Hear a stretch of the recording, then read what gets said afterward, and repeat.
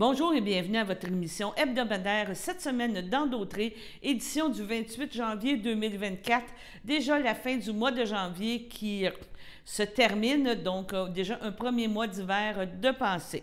Cette semaine, on vous parle de 2 conseils municipaux, on parle encore de la MRC Dautré et on vous parle de la visitation de l'île du Pas, un nouveau conseil municipal que nous commençons à suivre à compter de janvier 2024. 2 grosses entrevues de fond, une avec le président du ZIP du Lac-Saint-Pierre, donc M. Henri-Paul Normandin, qui est venu nous parler de réserve biosphère de l'UNESCO, donc la nomination de la ZIP du Lac-Saint-Pierre pour encore 10 ans. Nous vous parlons aussi d'un autre sujet très intéressant, TaxiMatch, une application de covoiturage, mais pour des sites touristiques. Cette application-là est présentée dans la région, une nouveauté, une innovation que Tourisme Lanaudière supporte, présente pour lui permettre à TaxiMatch de prendre de l'expansion. Nous allons parler aussi d'une nouvelle activité qui se tiendra dans la région de Lanoraie-Lavaltrie. On parle du Festivado, donc une nouvelle activité qui sera présentée aux jeunes de niveau 6e année et secondaire pour pouvoir réseauter avec les parents et participer à diverses activités. Sur ce, on vous souhaite une belle émission. On espère que vous appréciez nos reportages que nous nous présentons de semaine en semaine. N'oubliez pas, nous avons notre bulletin de nouvelles qui est toujours disponible à tous les jours du lundi au vendredi à 18 h pour vous retenir encore au courant de ce qui se passe dans votre région. Sur ce, bonne écoute. Les services d'incendie, les points 12, 12.1, entente avec soutien aux sinistrés Lanaudière du Nord. Donc, c'est une entente de 2 ans qui permet de faire appel aux services de sinistrés Lanaudière. C'est lors des événements, évidemment, quand il peut y avoir un événement, un incendie. Eux, comme on l'a tous vu, fait vraiment la transition entre quand il arrive un sinistre et avant que la Croix-Rouge intervienne. Eux se retrouvent directement sur le sinistre. Ils peuvent vraiment réchauffer, servir des repas, que ce soit même aux pompiers ou aux sinistrés, peuvent les prendre en charge avant que la Croix-Rouge arrive pour les prendre en charge. Donc, c'est une entente de 2 ans. Donc, ça me prend un proposeur, proposé par M. Gravel, appuyé par M. Michal, à droite, à gauche. 10.2, véhicule 1401 et 702, maison encore. Ben, c'est pas compliqué, ils sont finis. On va le dire comme ça. C'est des véhicules vraiment qui sont non réparables. Il y a plus d'argent que la valeur du véhicule à mettre dessus. Là-dessus, il y avait l'autobus qu'on se servait justement. Les 1401, c'est l'autobus qu'on se servait quand il y avait un sinistre justement pour voir. Mais là, avec l'entente qu'on vient d'avoir, on a quand même une porte de sortie pour s'occuper des gens. Et l'autre, je crois que c'était un genre d'économie, une petite vanne Savannah qui mourut encore. M. Turcot? Oui, juste une petite clarification. Le 1401, ils avaient fait une estimation de 10 000 $ d'entretien qui était requise sur ce véhicule-là, mais que le soutien aux sinistrés de Lanaudière, eux étaient intéressés parce qu'ils ont un forfait préférentiel avec des réparateurs. Puis il était question que pour eux, ça pourrait les intéresser. Est-ce que la résolution permet au service incendie de donner ou de vendre le véhicule? Non, mais si jamais, parce qu'on a mandaté le service d'incendie, par exemple, que s'ils voulaient le véhicule, une pièce, puis ils peuvent la prendre. Donc, s'il y a une entente, puis ils le veulent toujours, on va l'entériner d'une prochaine série. Parfait. C'est bon? Ça, j'avais-tu fait? Non, pas fait. Donc, proposé par M. Frigon, appuyé par M. Goyette. À ma gauche. À ma droite. Je voudrais qu'aujourd'hui, ici, autorisé le directeur du service de sécurité incendie à se départir des véhicules 1401 et 702. S'il donne à... Non, mais c'est parce qu'on pensait qu'il s'en répartirait en les envoyant à la ferraille. Ah, OK. Donc, si c'est une vente et ça s'en va... Qui reste sur la route. Qui reste sur la route, ben là, on fera une résolution entérinant comme quoi que... C'est bon? Oui. 12.3. Demande de la municipalité de Sainte-Élisabeth, pompier temps plein. Bon, donc, la réponse, évidemment, à Sainte-Élisabeth qui nous avait envoyé, M. Bérard au courant, vous envoyer une résolution. Donc, évidemment, l'importance, il faut que les gens comprennent qu'une municipalité parle par résolution. La MRC, évidemment, dans certaines situations, quand c'est une résolution, parle aussi par résolution.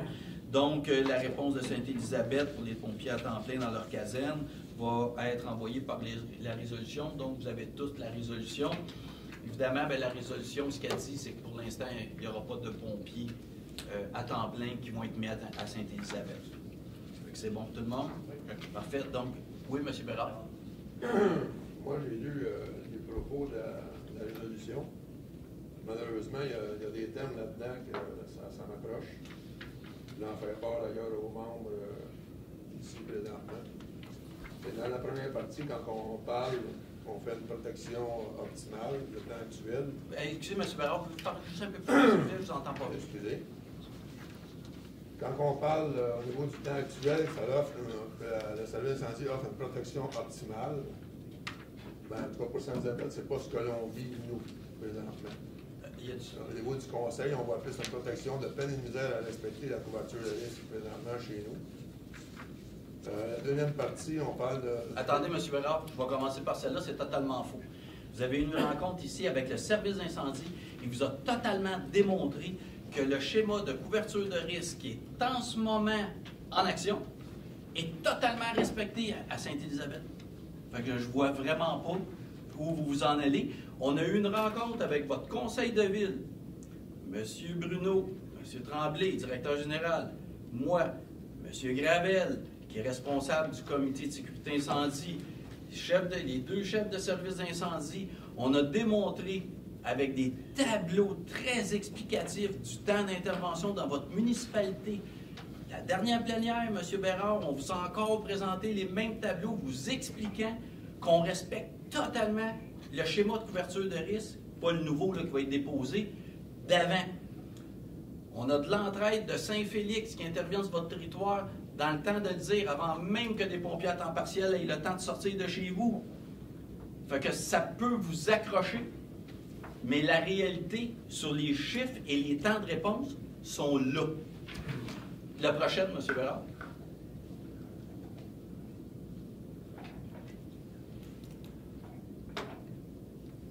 Excusez.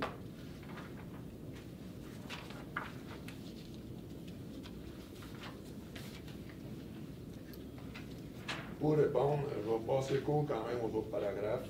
Je vais quand même dire, le dernier considérant qu'au mois d'avril prochain, le Conseil de la MRC se penchera de façon particulière sur l'évolution de l'organisation du service de sécurité incendie au cours des prochaines années. Moi, je m'attendais par la compréhension de la dernière réunion la semaine passée avec l'énoncé dont vous venez de parler, qu'en même temps, qu'on se prononcerait sur la demande de Sainte-Élisabeth. C'est ça que j'ai compris. Et non pas qu'on faisait un refus de la demande de Sainte-Élisabeth ce soir. C'est ça que je m'attendais de voir dans la résolution, ici présentement. Et c'est ça que j'ai compris la semaine dernière. Ben, je pense. Ben, écoutez, je pense que l'ensemble des élus ici autour de la table, je pense qu'on a tous compris qu'on n'enlèverait pas 2 pompiers à temps plein à Berthier pour les envoyer à Sainte-Élisabeth. C'est même vous qui avez dit qu'à ce moment-là, en terminant, on va tout rejaser de ça. Exact. Oui. Ben oui, M. Bérard, ce qui a été dit, c'est qu'on ne mettra pas des pompiers à temps plein à Sainte-Élisabeth.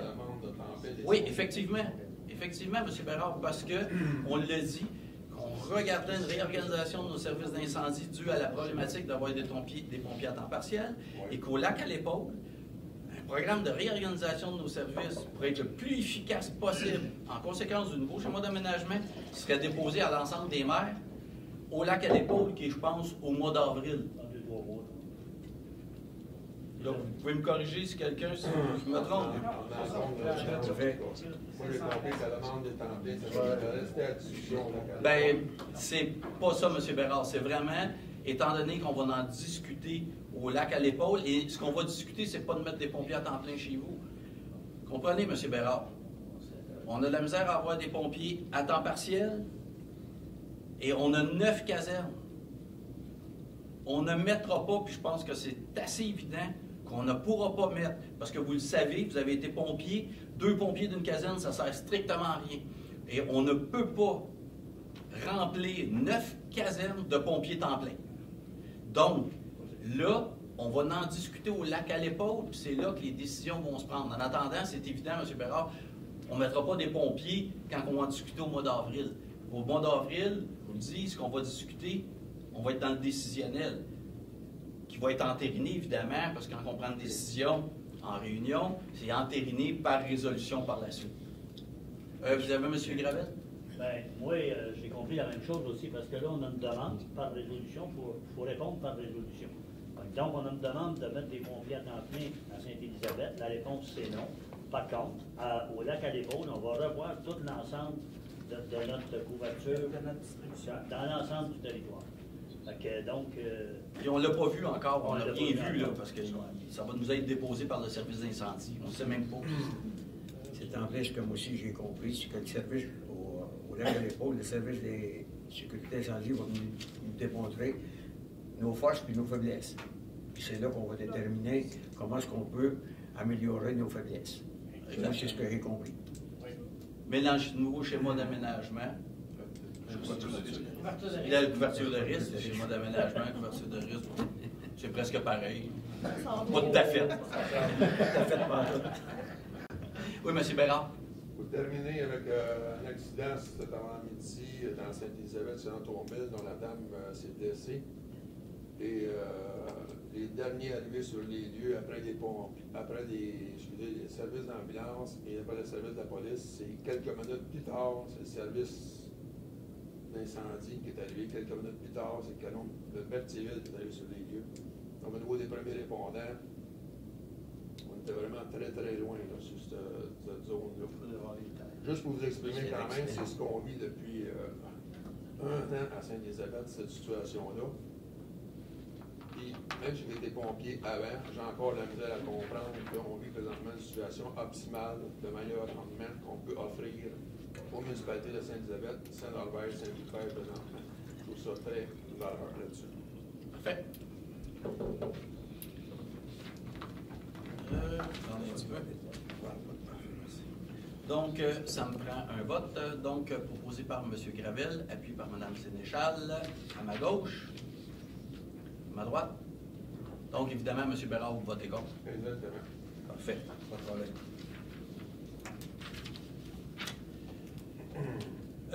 12-4, c'est projet. Le mot est important. Là, c'est parce qu'aujourd'hui, on a parlé du processus d'adoption d'un schéma de couverture de risque avec le gouvernement, c'est assez compliqué. Donc là, c'est le projet de schéma de couverture de risque 2024-2023. Donc, c'est l'adoption du projet de schéma 2030. Ah non, j'ai 2030. 24-34. 24-34. C'est 10 ans. C'est le préfet. Il y a une coquille, c'est pas moi qui s'est trompé. Ah ben non. Hey! Acceptable. Mais c'est vraiment 34. Mais c'est vraiment 34 parce que c'est 10 ans. Oui, exactement. Merci. C'est ça, ça fait spécial. Donc, évidemment, là, c'est le projet schéma de couverture de risque qu'on adopte. Et par la suite, c'est le 15 février, il va y avoir une séance de consultation publique, c'est de par la loi. Et par la suite, là, c'est l'adoption du schéma avant. L'adoption d'un autre projet. D'un autre projet. Là, soumis au ministère. Mais là, c'est vraiment un projet. Pour consultation. C'est ça, Préliminaire. fait pour préliminaire, puis fait pour être consulté, puis avoir les avis des municipalités, des citoyens. C'est ça. Est-ce qu'on a l'heure de la consultation? Ça va être ici, j'imagine? Bon, on va la publier. Ça va être à 19h, mais on va envoyer des avis publics dans les journaux, puis aux municipalités aussi. Pour qu'on puisse la diffuser. Donc, le 15 février à 19h. C'est bon pour tout le monde? Oui, monsieur. Donc, proposé. Oui, M. Bérard, excusez. Donc, si je comprends bien, Mme Nolin, c'est le projet préliminaire présentement qu'on adopte. C'est Oui. Un sujet à changement par la suite. Bien, parce qu'à l'assemblée de consultation, c'est comme dans la municipalité, quand on fait une assemblée de consultation, des fois, en écoutant, bien, des fois, on dit, OK, bon, on peut peut-être changer ça, on peut peut-être changer ça. Et là, après ça, on adopte le deuxième projet de règlement avant le deuxième projet de schéma d'aménagement, avant de pouvoir l'envoyer au ministère. Et là, il y a encore un autre processus, parce qu'avant de l'adopter, il faut que le ministère de la Sécurité civile accepte notre schéma. Mais il faut dire que quand on bâtit le schéma, comme là, le premier schéma, on marche beaucoup dans la loi aussi. Évidemment, la Sécurité civile travaille avec le service d'incendie de la MRC pour s'assurer que le schéma soit conforme, même celui-là qui est déposé en ce moment, pour s'assurer que tout est correct. Donc, c'était proposé par M. Gravel, appuyé par M. Frigon, à ma droite, à gauche. Ouais. 6 travaux publics. 6.1, travaux de réfection et de drainage du Randet du Pas à l'Est pour 2024, service d'ingénierie, demande d'avenant. Considérant le report des travaux de la phase 3 entre la rue de l'Église et la route 158 en 2024, considérant la nécessité de prolonger le mandat de service d'ingénierie civile, volet surveillance, bureau et chantier pour la réfection de la voirie du drainage sur une section du Randet du Pas, localisée entre la route 158 et la rue de l'Église, considérant que ce projet couvre une distance d'environ 1,1 km et vise à compléter les travaux réalisés en 2023 sur le Randet du Pas, considérant que le délai pour la réalisation des travaux est estimé à 10 semaines, considérant que la firme GBI Expert Conseil nous a présenté l'avenant DA-2, considérant que le montant présenté dans l'avenant DA-2 est de 85 650 pour les taxes applicables, les propositeurs appuyés par et résolu que le Conseil accepte l'avenant DA-2 déposé par la firme d'ingénierie GBI Expert Conseil pour une somme de 85 650 pour les taxes applicables en lien avec la prolongation du mandat des services d'ingénierie civile, volet surveillance, chantier et bureau, pour les travaux de réfection de drainage du Randet du Pas à l'Est pour l'année 2024. Est-ce que quelqu'un a fait la proposition? Oui. M. Serge Boucher propose. Mme Jacinthe Grinville seconde. Est-ce que c'est unanime? Oui. Merci. 6.2. Travaux de réfection et de drainage du Randet du Pas à l'Est pour 2024. Contrôle qualitatif du chantier. Proposition d'honoraire. Considérant le rapport de travaux de la phase 3 entre la rue de l'Église et la route 158 en 2024, considérant la nécessité de prolonger le mandat de service pour contrôle qualitatif du chantier pour la réflexion de la voirie du drainage sur une section du Randet du Pas localisée entre la route 158 et la rue de l'Église, considérant que ce projet couvre une distance d'environ 1,1 km et vise à compléter les travaux réalisés en 2023 sur le Randet du Pas, considérant que le délai pour la réalisation des travaux est estimé à 10 semaines, considérant que l'entreprise Solmatec vous a présenté la proposition OSC 1003-24 et que ces derniers maintiennent les prix soumis pour les travaux de 2023 à ceux de 2024, considérant que le montant présenté est de 30 869,88 plus les taxes applicables, il est proposé par et résolu que le Conseil accepte la proposition OSC 1003-24 déposée par Solmatec Inc. pour une somme de 30 869,88 plus les taxes applicables en lien avec la prolongation du mandat des services pour le contrôle qualitatif du chantier pour les travaux de réfection de drainage du Randet du Pas à l'Est pour l'année 2024. Est-ce que quelqu'un a fait la proposition? François Grinville propose. Est-ce que quelqu'un seconde? M. André Rondeau, seconde. Est-ce que c'est unanime? Oui. Merci. Et dans pas mal de pays, j'ai rencontré le même problème pour les transferts à l'aéroport et pour se déplacer la nuit. Et finalement, quand on est dans un problème de mobilité, on n'est pas tout seul. Il y a d'autres personnes qui sont au même endroit, qui veulent aller dans la même direction, sauf qu'on ne se connaît pas et on n'a pas de solution pour communiquer correctement. Et donc l'idée, c'était de développer une solution numérique, puisque dans les pays dits développés, on communique plus facilement à travers une application mobile ou à travers son mobile qu'en direct. Et donc de proposer un moyen de communiquer, de réserver un taxi au départ, pour pouvoir réaliser les premiers et les derniers kilomètres qui sont si compliqués à faire, dans le but d'avoir un trajet qui va être plus économique, mais aussi plus écologique, et une manière aussi de bien rémunérer le chauffeur. Ça, c'est l'idée de départ de taxi partagé. On l'a développé en France, donc elle est accessible. Si vous allez par exemple à l'aéroport de Paris, vous pouvez tout à fait partager un taxi match. Et je suis venu au Québec l'été dernier, dans l'optique de développer cette solution, mais adaptée au territoire du quai. C'est-à-dire que la distance que je peux faire avec mes pieds, c'est la même, mais il faut aller beaucoup plus loin. Donc je me suis rendu compte que le taxi, même si on le partage, sur des grandes distances, ça va coûter trop cher. Donc l'idée, c'est de développer la même solution algorithmique qui va permettre de regrouper les passagers et les conducteurs qui vont dans la même direction, mais en mode covoiturage. C'est-à-dire que c'est un conducteur qui passe par là, qui a des places disponibles et qui va pouvoir prendre en charge des passagers qui veulent aller dans la même direction. Et ce qu'on a conservé entre le côté taxi et le côté covoiturage, c'est la dimension touristique. Donc c'est du covoiturage touristique. Et j'ai eu plein de possibilités de visites, d'activités extérieures. Et sauf que quand on part de Montréal, par exemple, qu'on n'a pas de voiture, comment je me rends? On est assez limité. Exact. Quand on n'a pas le permis, qu'est-ce qu'on fait? Donc on pense à tous ces étudiants, par exemple, qui sont à Montréal, qui veulent faire plein d'activités, qui ne peuvent pas, parce qu'il n'y a pas de transport en commun, ils n'ont pas le permis pour louer une voiture. Comment on fait? Donc l'idée, c'est vraiment de leur proposer cette solution de covoiturage qui va être économique, toujours écologique, et en partenariat avec des sites touristiques, on va pouvoir desservir ces lieux, et en échange en fait, d'apporter cette nouvelle clientèle qui n'avait pas accès, les sites touristiques vont permettre d'obtenir des rabais sur par exemple le forfait ski, sur le matériel, sur l'activité, raquettes. Voilà. Donc c'est vraiment du gagnant pour chacun parce que c'est des personnes, ok, ils offrent un rabais, mais c'est des personnes qui ne seraient pas venues sinon. La cible privilégiée théorique, ça va être les personnes qui débarquent un petit peu au Québec et qui veulent découvrir, qui veulent savoir ce qu'on peut faire comme nouvelle activité, comme nouveau site à visiter et qui n'ont pas de voiture. Donc eux vont pouvoir bénéficier du service en tant que passagers. Mais on peut imaginer aussi des résidents, des Québécois, qui ont leur voiture, mais qui vont dans Taxi Match Covoiturage et disent « Ah, il y a déjà un trajet qui m'intéresse. » C'est une option écologique, encore une fois, rappelons-le, c'est bien de faire du covoiturage exact. Et même si tu as une voiture. Et finalement, le trajet que tu allais faire en auto solo ou à deux, finalement, tu peux, non, ma voiture, je dois la laisser au garage et je vais profiter d'un trajet qui existe déjà. En fait, c'est vrai, on avait cette solution technologique qui est développée, qui permet de regrouper des passagers et des chauffeurs de taxi. Et là, avec Tourisme Lanaudière, en fait, ils étaient intéressés par cette solution technique, mais en mode covoiturage. Et donc, on a adapté la solution existante pour proposer du covoiturage et donc aller permettre aux passagers et aux conducteurs de faire de la moyenne longue distance vers des lieux touristiques. Et donc, Tourisme Lanaudière est une entité touristique et c'est là où il y a eu le match.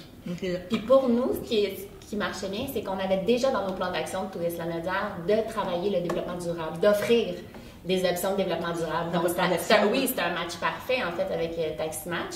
Puis, c'était comme, quand il nous a proposé ça, nous, ça allait dans nos plans d'action de toute façon de mobilité durable. Fait que c'était génial. Oui, on a 4 stations, entre autres, de ski lanaudoise. On les a-tu nommées? Non, pas encore. Pas encore, ça sent bien. Oui, mais c'est ça, ski la réserve, ski Montcalm, Val-Saint-Côme, puis on a ski Garceau.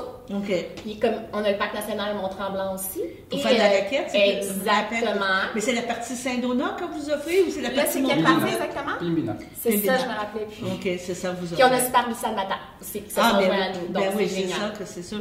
Que dans le fond, vous vous êtes parlé toutes les deux, vous avez les deux entités, et c'est ça qui a amené le match. Est-ce que c'était ça qui a pimpé votre application, qui a fait que... Le fait qu'on soit partenaire? Oui, c'est ça, oui, c'est ça. Oui, complètement. En fait, nous, on avait cet objectif de développer le covoiturage, mais il y a eu un concours organisé par le MT Lab, l'incubateur du tourisme, qui a permis cette mise en relation avec Tourisme Lanaudière et qui a déclenché de manière avancée le développement de cette solution.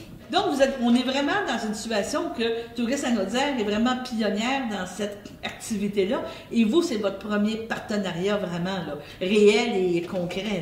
C'est complètement innovant, c'est-à-dire que du covoiturage touristique, tel que c'est proposé, je ne l'ai pas vu ailleurs.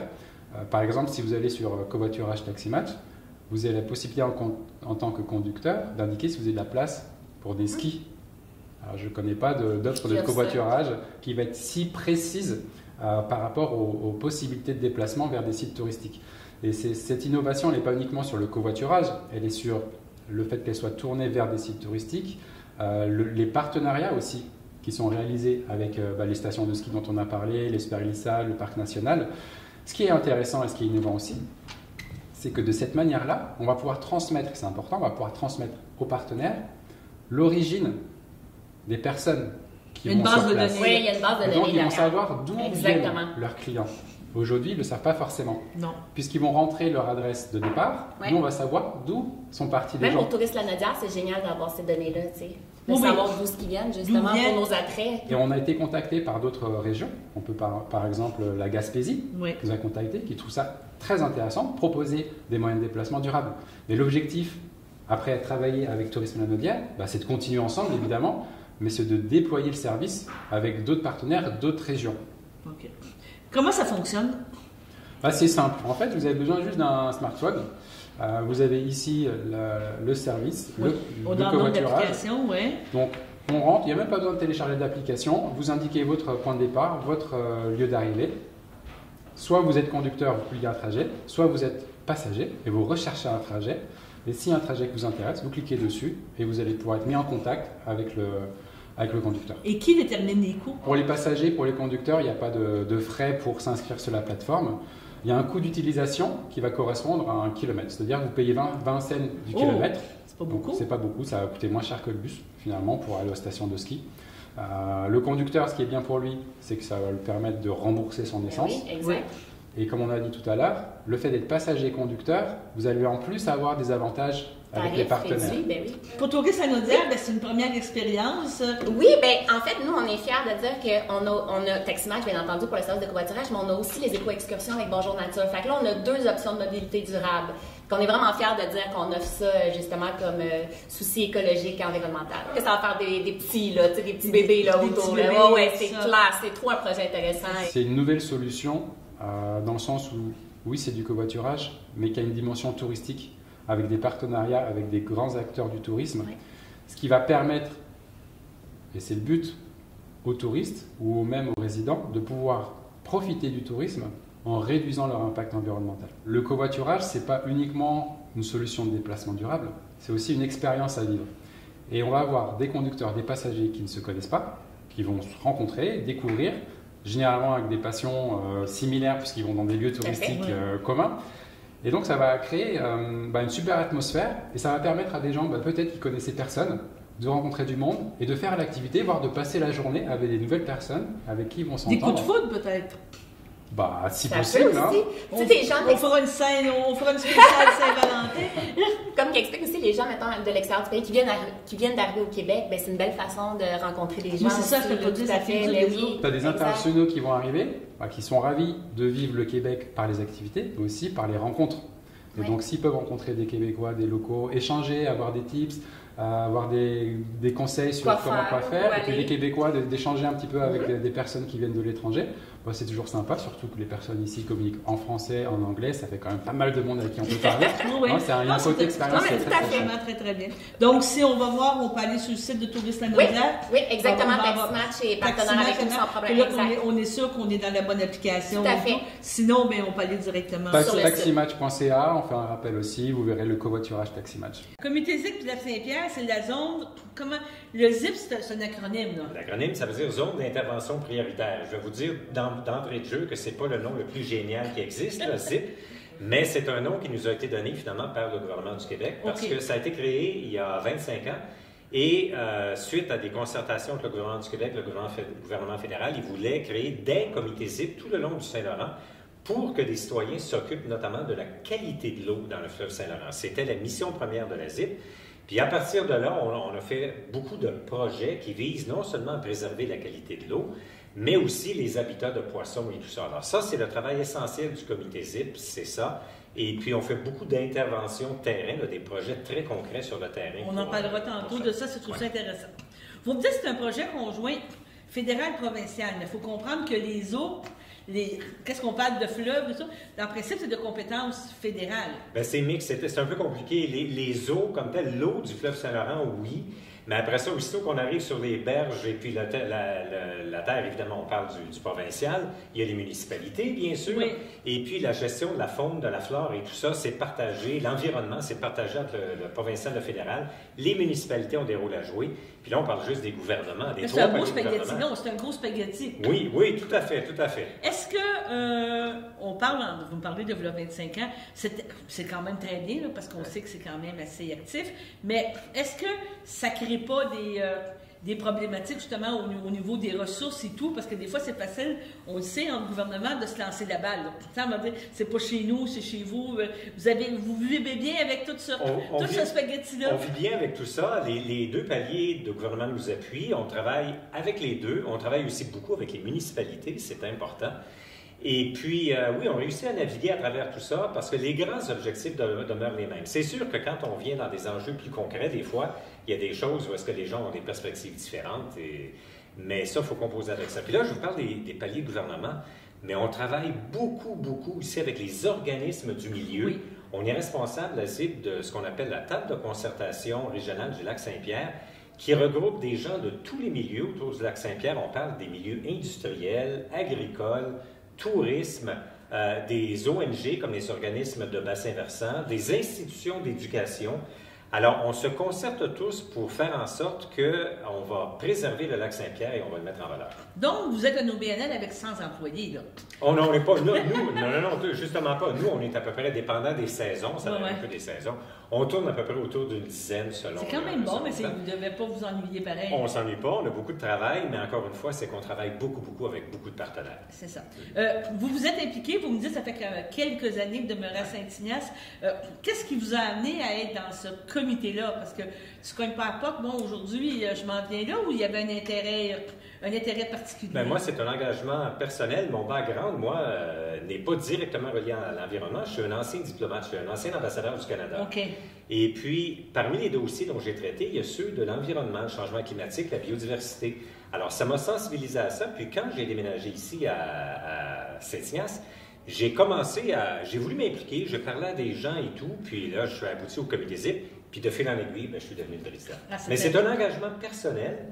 En faveur de l'environnement, mais aussi en faveur de la communauté. D'où on pourrait dire, on peut en venir en conclusion. Votre petit macaron ici, qu'on ne voit pas souvent, mais que j'ai remarqué là, qui était justement quelque chose sur l'ONU. C'est ça, exactement. Ce sont les objectifs de développement durable des Nations Unies qui touchent à un éventail de sujets, la réduction de la pauvreté, services de santé, éducation, etc., préservation de l'environnement. Alors, moi qui ai été aux Nations Unies, je le porte fièrement. Félicitations, c'est bon signe, on a quelqu'un d'engagé.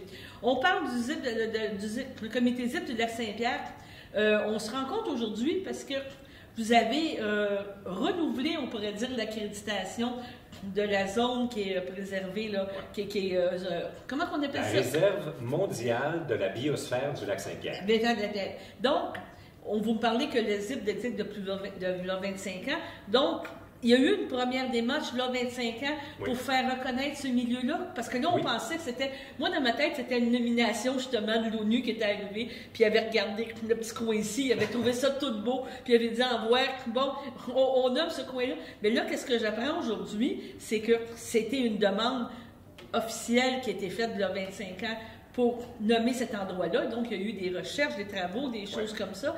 Et là, vous deviez, dans les derniers mois, redire au gouvernement, à l'UNESCO, à l'ONU, de dire hey, on est encore bon, puis on est beau, puis on est fin, puis on a continué notre mission. C'était un petit peu ça le résumé.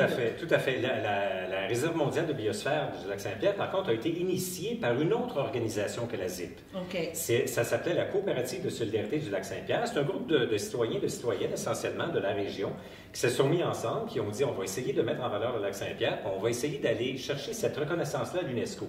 Ils l'ont obtenu en l'an 2000, donc ça fait 20 ans. Alors, il faut lever notre chapeau à ces gens-là, parce que c'est eux qui ont fait le travail initial.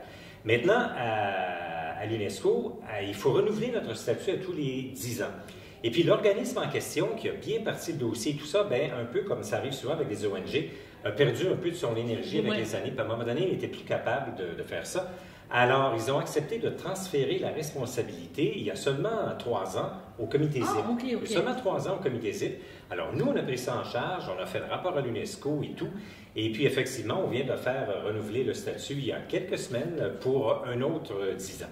C'était quoi les exigences? Parce que là, comme vous dites, on pourrait dire que c'est un regroupement, oui, qui ont travaillé fort, qui ont prouvé que c'était assez particulier, là, parce que les points qu'on peut amener concernant cet espace-là qui est dans le lac Saint-Pierre, c'est, on pourrait dire, la qualité de l'eau qui est assez quand même surprenante, la variété, la qualité des poissons, il y a quand même, il règne des oiseaux aussi, parce qu'on sait qu'on a beaucoup d'oiseaux, et je pense les plantes aussi. Hein. Tout à fait. C'est toutes des caractéristiques particulières qu'on ne retrouve pas ailleurs dans le monde et même au Canada, partout. Là. Bien, tout à fait. En fait, il y a deux raisons pour lesquelles on a été reconnu par l'UNESCO comme réserve mondiale de biosphère. La première, c'est ce dont vous parlez, la richesse de la biodiversité, essentiellement.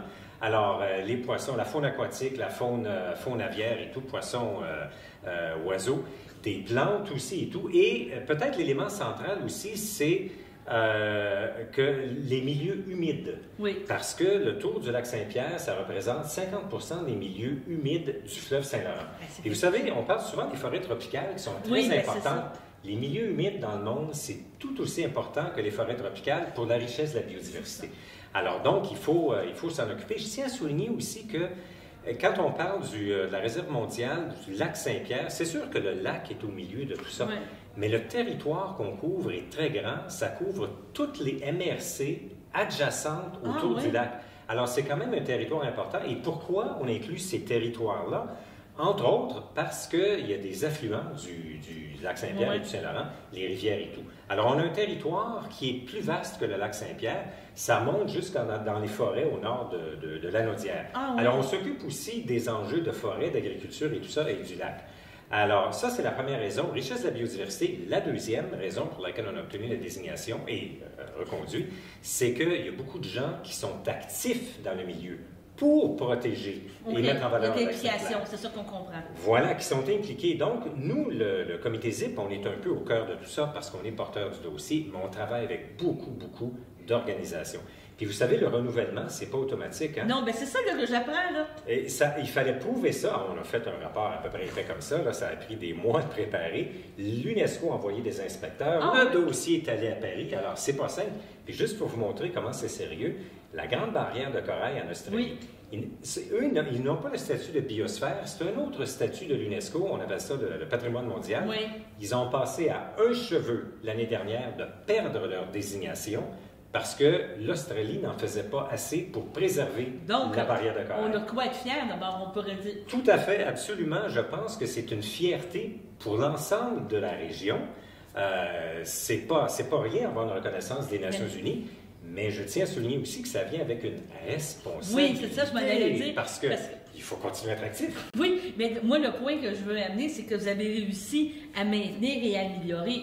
Si je me fie souvent aux critères pour donner des agréments ou des choses comme ça, c'est pas juste dire on a maintenu, c'est vraiment dire on prouve qu'on est encore proactif, qu'on a encore des projets, des plans d'action 3 ans, 5 ans. Oui, c'est beaucoup d'implications, c'est beaucoup de demandes. Là. Tout à fait. Puis on a reçu, si on peut dire ici, on a reçu dans l'ensemble des très bonnes notes de l'UNESCO. Mais l'UNESCO avait quand même quelques suggestions à nous faire parce qu'on a quand même, il faut le reconnaître, on a des défis autour du lac Saint-Pierre.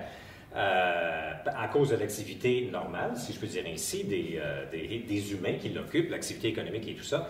Et par exemple, je prends un exemple, c'est l'enjeu de l'agriculture. L'agriculture, je dis d'entrée de jeu, c'est une industrie importante pour la région. Il faut la conserver. Ça fait vivre du monde, ça nous nourrit, c'est pas rien.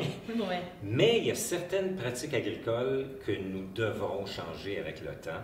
Et notamment l'agriculture dans le littoral du lac Saint-Pierre. Vous savez, là où il y a des zones, en zone inondable, avant, on cultivait du foin, puis ça, il n'y avait pas de problème. Maintenant, avec certaines autres cultures, notamment le maïs, les soya, à l'automne, on rase tout.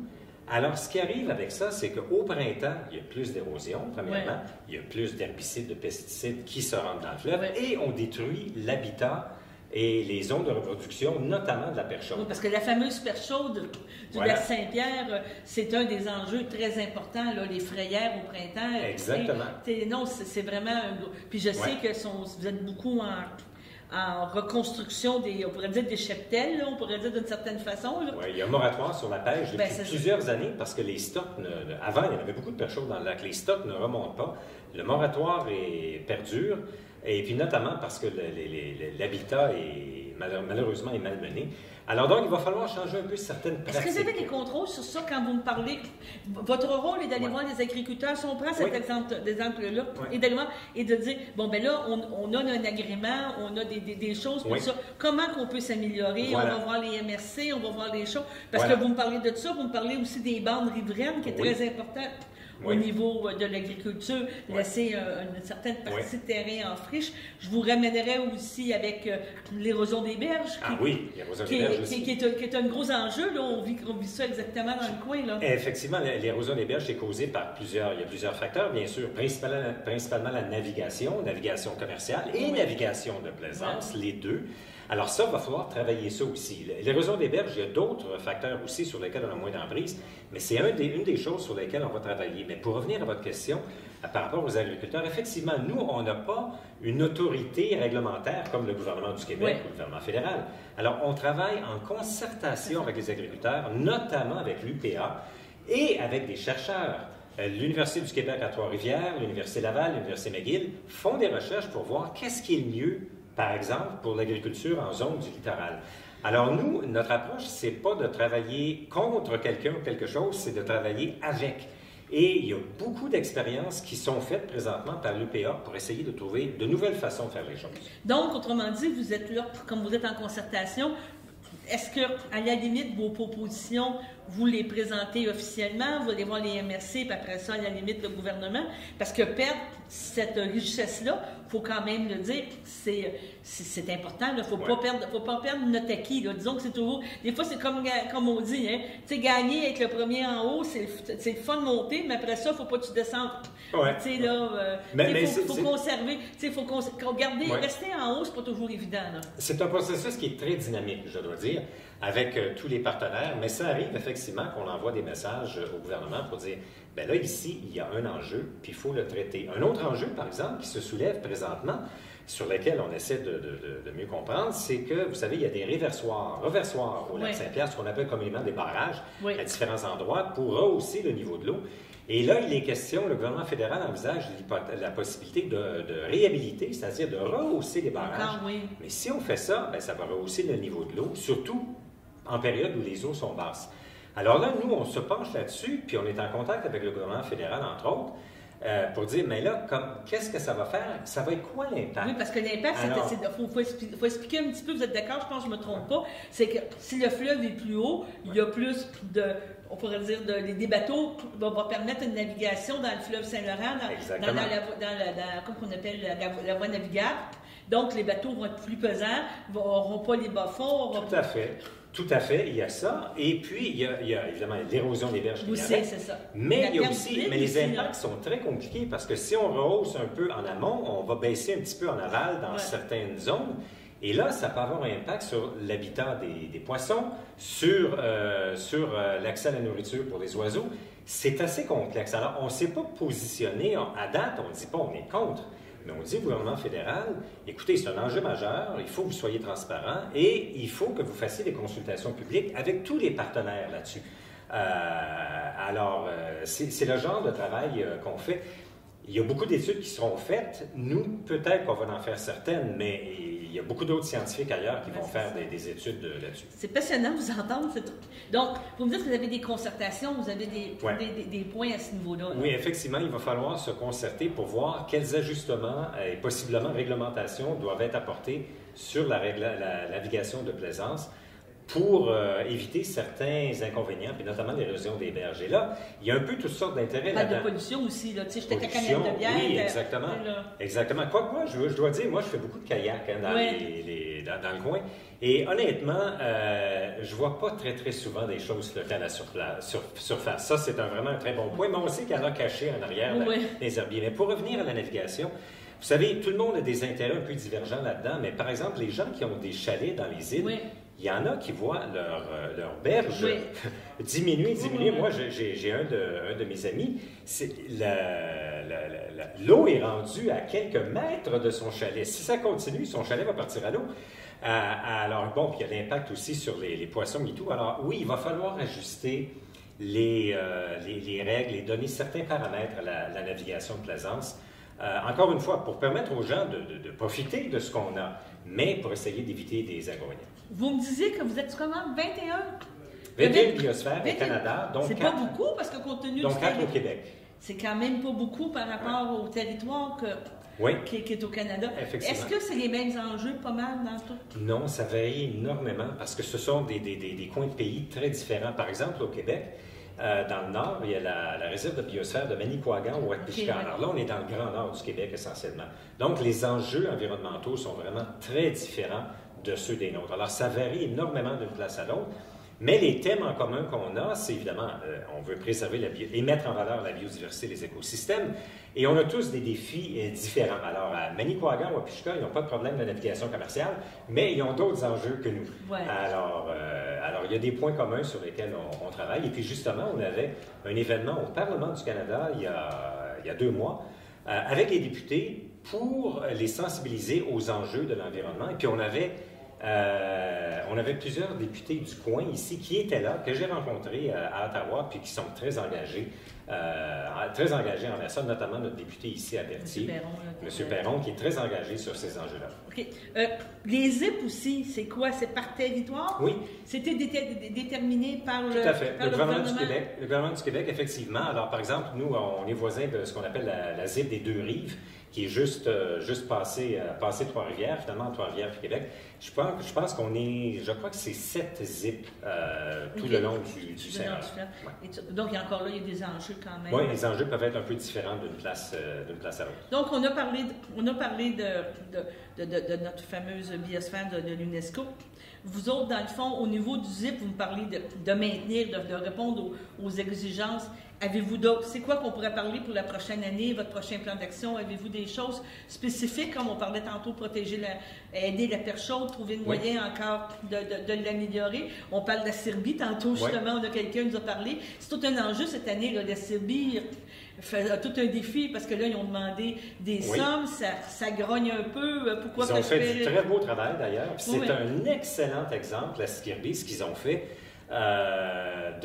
D'initiatives qui sont utiles pour la réserve de la biosphère. Ouais. Et puis, ils ont modifié leur gestion du territoire. Ils ont amélioré ça pour les fins de la faune et de la flore. Ouais. Hein, il y a des espèces d'oiseaux qui reviennent et tout ça. Puis en plus, avec les pistes, les sentiers, ça permet aux gens d'en profiter. C'est un merveilleux exemple, la Skirby, de ce qu'on souhaite faire un peu à l'ensemble du territoire. Donc, vous avez plein de projets, j'imagine, pour 2024. Et puis, sommairement, on peut dire ça, on a 3 catégories d'action. 1, la sensibilisation du public aux enjeux. 2, la mobilisation de la communauté en général, puis en particulier des différents organismes, mobilisation, concertation. Et troisièmement, nous, la ZIP, et plusieurs autres organismes aussi, on fait des interventions terrain très concrètes. Par exemple, à la ZIP, on a fait beaucoup de réhabilitation de ruisseaux parce que vous savez, quand il y a l'inondation au printemps, il y a des poissons qui remontent des petits ruisseaux. Il faut qu'ils redescendent à un moment donné. Exactement, il faut qu'ils redescendent, mais quand le niveau d'eau baisse, s'il y a trop de sédiments dans le fond de la rivière, ils ne peuvent pas retourner. Alors, ça devient un beau garde-manger pour les oiseaux. Ce qui est bien pour les oiseaux, mais on le perd voit les à poissons. Saint-Barthélemy. Si on parle des terres à Saint-Barthélemy, c'est un bel exemple. L'année qu'il y avait eu une grosse inondation, qu'il y avait même du surf cave qui était fait, il y avait du poisson aussi. Là. Il y avait du monde qui s'amusait à pêcher. Alors, nous, on fait des travaux de terrain, entre autres, c'est un exemple parmi d'autres, pour réhabiliter des morceaux de territoire, finalement, pour améliorer les habitats des poissons, tout ça, voilà. En terminant, sûrement votre personne ressource aux communications va être fière de vous. Dans le sens que je veux dire, on va faire la petite pub. Donc, vous voulez être membre du ZIP, c'est possible comme personne, comme particulier, ou il faut être dans une association? C'est possible, mais la plupart des gens, ce sont des partenaires plutôt que des membres. Donc, si on veut s'investir, notamment dans la biosphère, les différentes choses qu'on peut faire, c'est en parler, parce que malheureusement, c'est pas assez connu qu'on a ce statut de l'UNESCO. C'est en parler, sensibiliser vos amis, votre famille et tout ça aux enjeux environnementaux du coin. Si vous avez des initiatives particulières, venez nous en faire part. Puis je vais donner un exemple particulier, c'est que si vous êtes propriétaire d'une portion de territoire, notamment par exemple dans les zones forestières, et puis il y a beaucoup de belle biodiversité là-bas, vous pouvez dire, ben moi, je vais protéger cet endroit-là. Alors, venez nous voir, puis nous, on va voir, et avec le gouvernement du Québec, comment on peut faire en sorte que votre morceau de territoire puisse être protégé. Alors, si vous avez des initiatives, venez nous voir. Donc, information, implication volontaire, nous, évidemment, ça fait notre bonheur. Tout le monde est gagnant là-dedans. Et on peut aller voir sur votre site Internet aussi. Tout à fait. On a sur le site web, c'est le site, au départ, Comité ZIP du Lac-Saint-Pierre, et puis là, on retrouve la table de concertation, puis la réserve mondiale. Bonjour tout le monde. Je suis Sophie, la directrice de la Maison des Jeunes. Le Festivado, c'est une initiative de la table des intervenants jeunesse de la Valtrie-la-Noret, qu'on appelle entre nous la TIGIL. C'est une instance de concertation qui existe depuis 1997, qui réunit 26 partenaires des milieux communautaires, scolaires et municipaux. Sa mission, améliorer le mieux-être des jeunes de 11 à 17 ans qui demeurent à la Valtrie et la Noret de façon concertée. La TIGIL, c'est une table dynamique aux nombreuses réalisations. Aujourd'hui, on est fiers de vous présenter la plus récente d'entre elles, le Festivado. On a eu l'idée d'organiser une fête pour les ados l'an dernier, alors qu'on cherchait des moyens de faire découvrir des nouvelles activités aux jeunes, des activités valorisantes puis qui leur feraient du bien. On cherchait aussi une façon de nous faire connaître des parents. Fait qu'une fête des ados, ça nous est apparu une belle occasion de réunir ces deux objectifs puis de le faire de façon amusante. C'est sûr que le Festivado, ça ne s'est pas organisé tout seul. Le comité organisateur a déployé beaucoup d'énergie pour réaliser cette première édition. Je vous les présente maintenant. Marie-Lie, huissière intervenante du Carrefour de l'Essempois en persévérance scolaire. Catherine Larivière, coordinatrice au bord des mots. Fanny Lajoie, qui devait animer ce soir puis qui est malade, qui est la responsable du parascolaire ici à Delarive. Claire Vernoche, qui est animatrice de vie spirituelle et d'engagement communautaire ici aussi, qui n'est pas là ce soir. Julie Bourriette, directrice de la Maison des Jeunes de la Noret. Daphné Kelly, agente de mobilisation en développement communautaire pour la démarche Agir pour mieux vivre dans d'autres. Puis moi-même. On forme le petit comité, le petit sous-comité de la TIGIL, dans le fond, qui organise cet événement-là. Les jeunes ont aussi été mis à contribution. Des élèves de l'école secondaire ont choisi le thème de la soirée et le comité cool de la Maison des Jeunes en a trouvé le nom. Comme vous l'entendrez tantôt, ce sera très certainement une première édition amusante et riche en découvertes. Et on l'espère, ce sera le début d'une belle tradition humaine. Bonsoir tout le monde. C'est un grand plaisir de prendre la parole ce soir devant vous pour parler d'une opportunité qu'on a trouvée qui était vraiment exceptionnelle, le Festivado. L'implication de l'école secondaire dans l'événement, c'est plus que juste prêter des locaux. Pour nous, on voit aussi un gain important pour nos élèves qui peuvent apprendre certaines valeurs qui sont chères à notre école. On pense à la collaboration, l'entraide, le leadership aussi, parce qu'il y a des élèves qui travaillent dans certains ateliers, qui ont vu à mettre sur pied les différentes activités qui vont avoir lieu lors de cette soirée-là. Donc, on est très fiers de leur participation à tous les égards dans ce niveau-là. Nous aussi, on souhaite grandement que ce soit simplement une première. On pense que c'est une activité qui va pouvoir s'intégrer facilement dans notre calendrier annuel et on sera toujours disponible et ouvert à contribuer à cet événement-là. D'autant plus qu'il vient rejoindre également nos élèves, mais aussi, ce qui est très important pour nous, les partenaires de la communauté et leurs parents, bien entendu. Trop souvent, on a des choses qui se passent à l'école, on a plusieurs activités, les élèves participent grandement, mais il y a peu de chances et d'opportunités où on peut avoir des partenaires qui viennent à l'intérieur de l'école avec nous et également les parents qui ne sont pas toujours non plus présents. Donc, on trouve que c'est vraiment une belle vitrine pour nos jeunes, notre école et toute la communauté de la Valtrie. Ça nous fait plaisir de contribuer à cet événement-là, puis au plaisir de le refaire année après année. Merci. Il y a 20 organisations qui contribueront au festival, qui vont être présents ici, que ce soit des organismes, il y a des entreprises aussi de la Valtrie, la municipalité, 20 organisations, mais 29 activités en fait, au total, qui vont être proposées aux jeunes et à leurs parents en continu tout au long de la soirée, un peu partout dans l'école. Les activités vont débuter à 16h30 et se terminer à 22h. Les élèves de 6e année des 5 écoles primaires de la Valtrie et la Noret sont aussi invités à venir participer aux activités. Pour nourrir tout ce beau monde, il y aura des sandwichs de fromage grillé et des nachos qui seront offerts gratuitement, des breuvages, du popcorn et de la barbe à papa. Aussi, grâce à de généreux commanditaires, plusieurs prix seront tirés parmi les duos parents-enfants qui auront participé à la soirée. D'où l'idée de « Amène ton parent, c'est payant ». On avait décidé de mettre l'accent là-dessus. Bref, si vous ne faites pas partie des chanceux qui seront des nôtres ce soir-là, je vais être disponible après la rencontre pour vous écouter et vous conseiller dessus. Sans blague, ce sera sûrement une belle soirée à l'image de notre communauté tissée de plus en plus serrée. Vous m'avez volé ma phrase. Longue vie au Festivado. Bonsoir tout le monde, je m'appelle Yael Canisso. Je suis bénévole pour le Festivado avec notamment beaucoup de jeunes ici présents, comme mes amis en arrière. Le Festivado, c'est genre c'est un sondage qui a été fait par les jeunes, genre pour les jeunes, pour des activités pour notre intérêt et plein d'autres choses, genre pour avoir du plaisir avec nos parents. Le Festivado, il y a genre plusieurs activités comme le crochet, les ateliers de pâtisserie, la création de manga pour ceux qui sont intéressés. Et il y aura aussi de la bouffe gratuite, ce qui attire beaucoup les ados. Et merci, pour moi vraiment c'est un immense plaisir et je ne suis pas habituée vraiment à parler devant genre autant de personnes. J'espère que je ne pas fait trop d'erreurs dans mon discours. Et j'espère que vous serez nombreux avec vos parents ou genre vos amis ou vous-même. On a hâte à vous voir. Et bonne soirée. Bien, très heureux d'être ici ce soir. Vous savez, le Festivado, ce qui est très intéressant en plus, c'est une première dans toute la région. On espère vraiment que ça va continuer longtemps parce que souvent, oui, je vais regarder des jeunes, des fois c'est une clientèle plus dure à rejoindre, puis d'avoir une organisation vraiment pour eux, mais pour les parents aussi, c'est vraiment intéressant.